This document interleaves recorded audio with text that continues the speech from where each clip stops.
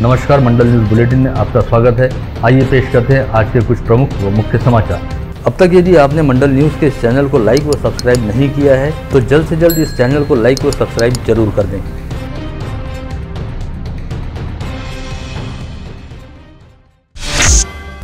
विगत 3 दिनों से पेट्रोल व डीजल के दामों में लगातार वृद्धि हो रही है। इसके तहत जहां परसों पेट्रोल व डीजल के दाम में 85 पैसे वृद्धि हुई, वहीं कल प्रति लीटर 84 पैसे से दाम बढ़े। साथ ही आज लगातार तीसरे दिन भी पेट्रोल व डीजल के दामों में प्रति लीटर 84 पैसे का इजाफा हुआ। इस तरह विगत 3 दिनों के दौरान पेट्रोल व डीजल के दामों में ₹2.53 प्रति लीटर की वृद्धि हुई। ऐसे में जन सामान्यों में इस दर वृद्धि को लेकर काफी हद तक असंतोष व्याप्त है। लगातार 3 दिनों से हो रही इस दर वृद्धि के चलते आज अमरावती में पेट्रोल ₹114.02 प्रति लीटर व डीजल ₹97.39 प्रति लीटर के दाम पर जा पहुंचा है। मोर्शी-बरूड विधानसभा निर्वाचन क्षेत्र के विधायक देवेंद्र भुयार को स्वाभिमानी शेतकरी संगठन द्वारा बाहर का रास्ता दिखा दिया गया है। विधायक भुयार पर पार्टी के विचारों व सिद्धांतों के उल्लंघन करने तथा संगठन के नेताओं व पदाधिकारियों की अनदेखी करने का आरोप था। गत रोज मोर्शी तहसील के हिवरखेड़ में स्वाभिमानी शेतकरी संगठन के मुखिया राजू शेट्टी की प्रमुख उपस्थिति में आयोजित संगठन के सम्मेलन में विधायक देवेंद्र भुयार को संगठन से बाहर निकालने का निर्णय लिया गया। विगत 2 वर्षों से कोविड संक्रमण के चलते पढ़ाई लिखाई का काम बुरी तरह से अस्त व्यस्त रहा और कभी ऑनलाइन व कभी ऑफलाइन पढ़ाई का दौर चला। इसके परिणाम स्वरूप विद्यार्थियों का बड़े पैमाने पर नुकसान हुआ। इसे पूरा करने हेतु अब राज्य के शालेय शिक्षा विभाग ने पूरा समय शालाएं शुरू रखने का आदेश जारी किया है। साथ ही अप्रैल माह में परीक्षा लेने और मई माह में परीक्षा परिणाम घोषित करने के संदर्भ में दिशा निर्देश जारी किए हैं। लेकिन इस समय पड़ रही तेज धूप व भीषण गर्मी के दौरान पूरा समय शालाओं को शुरू रखने के संदर्भ में लिए गए निर्णय की वजह से शिक्षकों में काफी हद तक असंतोष व्याप्त है और विद्यार्थियों की सुरक्षा को ध्यान में रखते हुए इस फैसले का काफी हद तक विरोध भी किया जा रहा है। राज्य परिवहन महामंडल को सरकारी सेवा में शामिल किए जाने की प्रमुख मांग को लेकर विगत 4.5 माह से एसटी कर्मचारियों द्वारा हड़ताल की जा रही है। हालांकि सरकार द्वारा किए जाते प्रयासों के चलते अब यांत्रिक व प्रशासनिक विभाग के कर्मचारियों के साथ साथ कई वाहक व चालक काम पर लौट आए हैं, जिसकी वजह से जिले में 40% एसटी बसें शुरू हो गई हैं और जिले के 8 आगारों की 363 में से 127 बसों द्वारा रोजाना 414 फेरियां पूर्ण की जा रही हैं, जिससे राज्य परिवहन निगम को अमरावती विभाग में रोजाना 20 लाख रुपए की आय हो रही है। आगामी रविवार 27 मार्च को पूज्य पंचायत कंवर नगर की 13 सदस्यीय कार्यकारिणी हेतु चुनाव होने जा रहा है। इसमें अध्यक्ष पद का चुनाव लड़ रहे प्रत्याशी प्रेमचंद कुकरेजा द्वारा आज मंडल न्यूज के साथ विशेष तौर पर बातचीत की गई। इस बातचीत के दौरान अध्यक्ष पद के प्रत्याशी प्रेमचंद कुकरेजा द्वारा कहा गया कि पूज्य पंचायत कंवर नगर का इतिहास लगभग उतना ही पुराना है जितना कि भारत की आजादी का इतिहास है। यह पंचायत अपने बुजुर्गों की विरासत को साथ लेकर आगे बढ़ रही है। साथ ही पंचायत ने हमेशा ही बदलते दौर के साथ होने वाले नए बदलावों को भी आत्मसात किया है। ऐसे में अपनी पुरानी परंपराओं और संस्कृतियों को जतन करने के साथ नई पीढ़ी को इसके साथ जोड़े रखने और नई व पुरानी पीढ़ी के बीच समन्वय स्थापित करने का काम पंचायत की सबसे बड़ी जिम्मेदारी है, जिसका अध्यक्ष होने के नाते वे पूरी तरह से निर्वहन करेंगे। साथ ही पूज्य पंचायत कंवर नगर की आय को बढ़ाने पर भी पूरा ध्यान देंगे। उसकी जिम्मेदारी यही होती है कि जो कार्य अपने को कराने हैं वह सही ढंग से हो रहे हैं या नहीं हो रहे हैं, उसकी ताकीद बोलते क्या बोलते हैं, ख्याल रखना। हाँ, ख्याल रखना। और कौन सा पदाधिकारी कार्य बराबर कर रहा है, जैसे सेक्रेटरी का जो कार्य होता है वो कर रहा है या नहीं, कोषाध्यक्ष कार्य बराबर कर रहा है या नहीं, यह सभी बातों की जानकारी अध्यक्ष को रखनी पड़ती है और खुद को भी उसमें सहयोग देना पड़ता है। समाज में घनिष्ठ रूप से जुड़ा हुआ हूँ जी। जो हमारी सिंधु सेवा समिति संस्था है मोक्षधाम है कैंसर हॉस्पिटल के पास, उसका प्रबंधक मैं 1983 से हूँ जी। और वह सेवा कार्य करते करते मैं और भी कई अन्य कार्यों से जुड़ गया हूँ, क्योंकि सेवा एक ऐसा नशा है जो कभी कम नहीं होता जी। उसके बाद मैं पंचायत में भी इन्वॉल्व हुआ, लगभग 20 साल हो गए हैं मुझे। उसमें भी मैंने अच्छी तरह से कार्यकाल पूरा किया। 2 बार मैं सचिव भी रह चुका हूँ। उसमें मुझे अगर कोई त्रुटि वाला समय कभी दिखाई देती है तो मैं अध्यक्ष हो, सेक्रेटरी हो, उपाध्यक्ष हो, जो भी पदाधिकारी हो, उसको सामने बोलने वाला व्यक्ति हूँ। गत रोज बडनेरा नई बस्ती के इंदिरा नगर में कांग्रेस के प्रदेश प्रवक्ता बनने पर दिलीप एड़तकर व पार्टी के प्रदेश महासचिव बनने पर किशोर बोरकर का सम्मान करने हेतु एक कार्यक्रम आयोजित किया गया था। जिसमें प्रदेश प्रवक्ता एड़तकर ने कहा कि इस समय भारतीय जनता पार्टी के पदाधिकारी रहने वाले कुछ लोगों द्वारा शहर की शांति को भंग करने का प्रयास किया जा रहा है, जिसके तहत कट्टर हिंदुत्व को बढ़ावा देते हुए धार्मिक उन्माद को फैलाने का काम किया जा रहा है। लेकिन ऐसे किसी भी प्रयास को सफल नहीं होने दिया जाएगा और शहर में सामाजिक सद्भाव व धार्मिक सौहार्द वाला वातावरण कायम रखा जाएगा।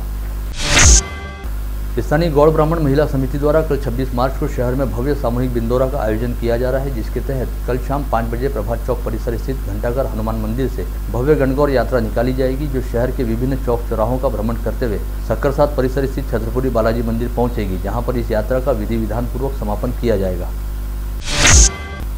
विगत 24 घंटे के दौरान जिले में कोई भी व्यक्ति कोविड संक्रमित नहीं पाया गया। इस समय जिले में एक्टिव पॉजिटिव मरीजों की संख्या 4 है, जिनमें मनपा क्षेत्र के 3 व ग्रामीण क्षेत्र के 1 मरीज का समावेश है। इन सभी मरीजों को होम आइसोलेशन में रखा गया है और इस समय कोई भी संक्रमित व्यक्ति कोविड अस्पताल में भर्ती नहीं है। साथ ही बीते 24 घंटे के दौरान होम आइसोलेशन में रखे गए एक व्यक्ति को कोविड मुक्त घोषित किया गया। चांदूर बाजार शहर में शालाओं के सामने यातायात को नियंत्रित किया जाए, ऐसी मांग भाजपा के स्थानीय पदाधिकारियों द्वारा क्षेत्र के तहसीलदार से की गई। इस निवेदन में कहा गया कि मूर्छी रोड से नेताजी चौक और वहां से उदय कॉलोनी चौक के बीच 5 शालाएं हैं।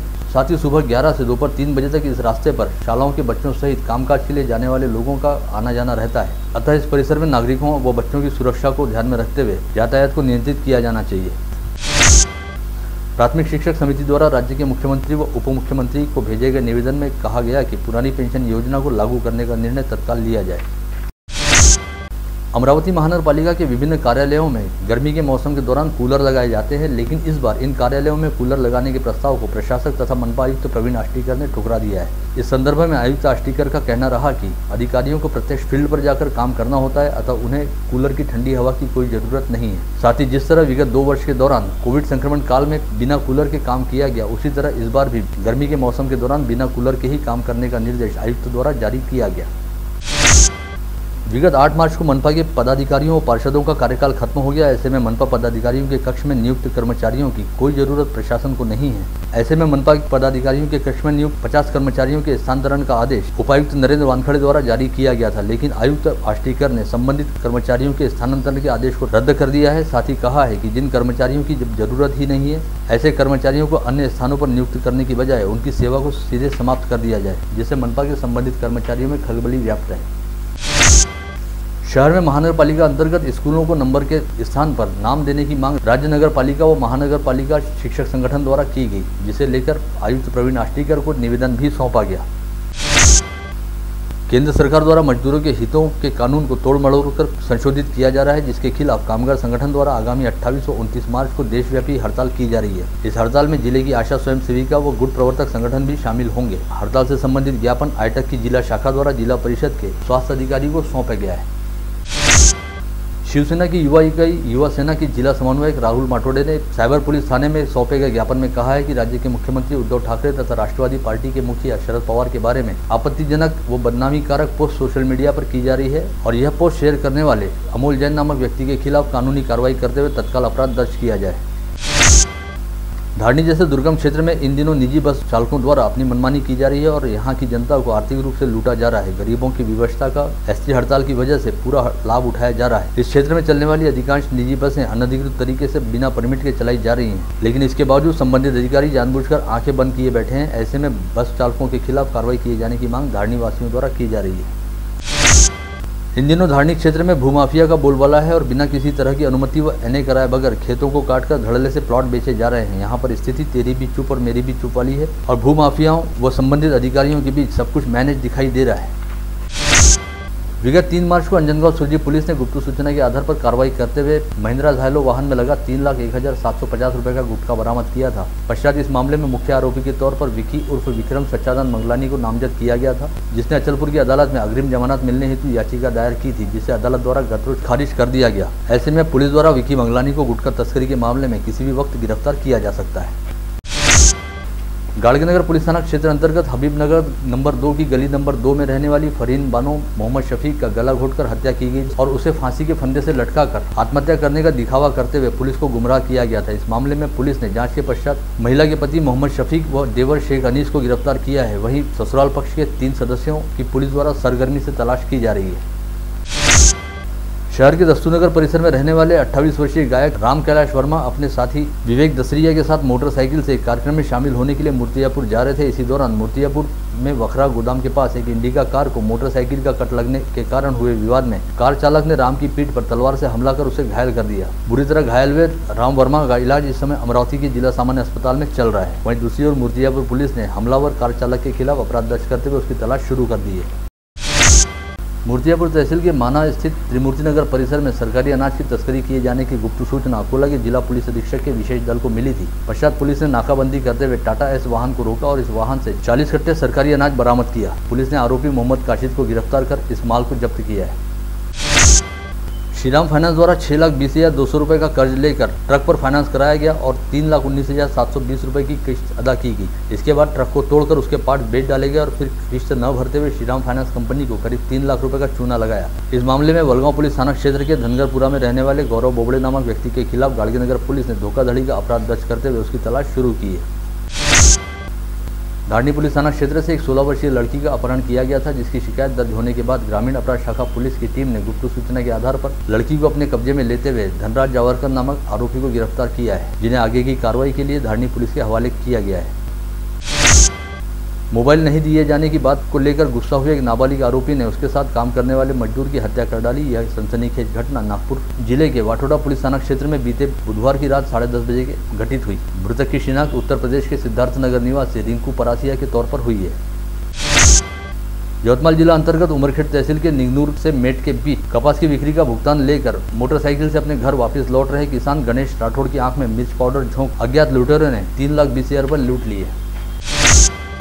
नागपुर गेट पुलिस थाना क्षेत्र के रिंग रोड परिसर में संतरे के कैरेट लेकर आए ट्रक को खाली करने के बाद धान की खाद से भरे ट्रक में शॉर्ट सर्किट होने के बाद अचानक आग लग गई। सूचना मिलते ही तत्काल दमकल विभाग की टीम ने मौके पर पहुंचकर आग पर काबू पाया, लेकिन तब तक ट्रक का अधिकांश हिस्सा जलकर खाक हो गया था। आप देख रहे थे मंडल न्यूज बुलेटिन। हमारे चैनल को लाइक करें, शेयर करें और हाँ, सब्सक्राइब करना ना भूलें। कल होगी आपसे फिर मुलाकात, तब तक के लिए धन्यवाद।